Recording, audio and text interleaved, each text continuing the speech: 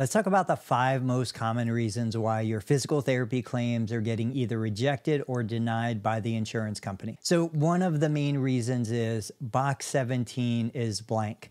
Now, box 17 is where you would indicate a referring provider. And if you're treating a Medicare beneficiary under Medicare Part B, we are required to provide a referring provider, even in a direct access state, even knowing that Medicare doesn't actually require a referral. Medicare does require a certifying physician or non-physician practitioner to agree with your plan of care. And so the provider who agrees with your plan of care and signs your plan of care, certifies that plan of care, that is the name of the provider who goes in box 17.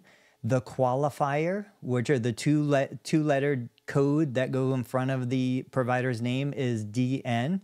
Then the provider's name, then the provider's MPI. That is a requirement for billing Medicare Part B, but there are other third-party payers that will deny or reject a claim if there isn't a referring provider listed in box 17. The second most common reason is missing your professional identifier, the modifier that is GP for physical therapist, GO for occupational therapist, or GN for speech language pathologist.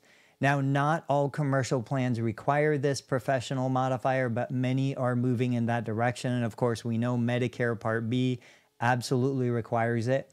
So I've seen claims processed and get rejected or denied because there was a missing professional modifier, or there wasn't the professional modifier on every single line item. So that's a common reason. Reason number 2 is occasionally different EMRs will list a physical therapist, occupational therapist, or speech language pathologist license number on the claim. Most often, I see the license number listed in column J, box 24, above the rendering provider's MPI. If there is anything in that box is usually grayed out. It will automatically reject or deny from most payers. So make sure that there isn't a Medicare PTAN. Make sure there is not a provider license number in that box. The next one is a period in the ICD-10 code. So right now it's 2024, we're using ICD-10 codes as our diagnosis codes. When you're creating a CMS 1500 electronic claim submission form, you do not want to ever put a period in the diagnosis code.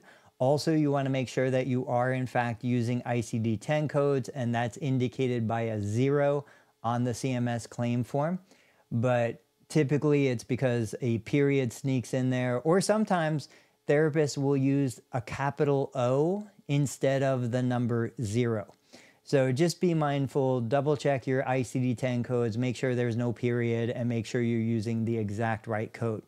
And the final reason why claims are often denied or rejected when submitted is because of an incorrect or invalid member ID.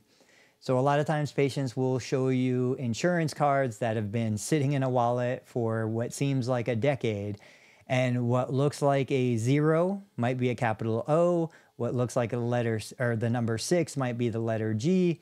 So just be mindful that you always want to get a clean copy of the insurance card, whether it's a digital copy or a paper copy, so that if you submit claims and the claims come back rejected or denied because they can't find that member or subscriber ID, you can double check and verify exactly what you have on the card matches exactly what is in your system.